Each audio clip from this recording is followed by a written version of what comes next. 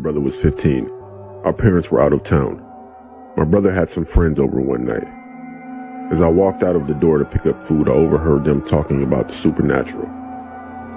What I didn't know was one of them had brought over a spirit board. While I was gone, they decided to call on the spirit. After a few times of asking for a spirit to appear to them, they got their wish. The lights in the house went out. A low, eerie laugh consumed the whole house, and not one of the 7 could move.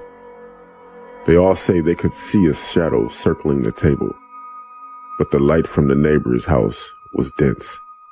All of them knew they should run, yet they couldn't even move a finger. No one could speak, scream, or cry. As I pulled into the driveway, the 7 teenagers came running out of the house screaming and crying. As they were running to me, I saw the blinds in the living room pull apart in the middle aggressively. Before I could process what I had seen, all of them were trying to tell me what had just happened. The front door suddenly slammed, knocking the already torn blind to the floor. Although you think that it would be the end of the story, but it's not. Someone still had to go back in the house, or at least lock the door. The 17s weren't an option, and I was the only adult in sight. I had my brother go with me since this is partly his fault.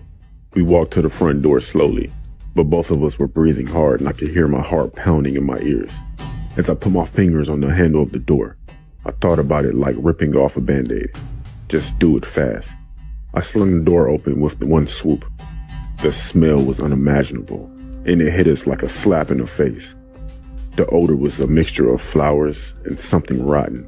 It took us a moment to overcome the horrific smell. Before entering the house, I tried to turn on the lights by the door. The outside light and the hall light turned on right away. I shouldn't have been surprised to see that the house was in shambles if I hadn't seen the blind rip open or see the door slam on its own. I would have thought my brother had entertained a wild party. As we entered the house, I began telling the entity in a loud, demanding voice, "Leave this home. You're not welcome here." As I spoke, I walked to where the spirit board was on the floor. When I picked up the board, I said, "This conversation has ended. Goodbye." The front door slammed on its own again, but the odor was gone. We cleaned up, and honestly, we never told my parents.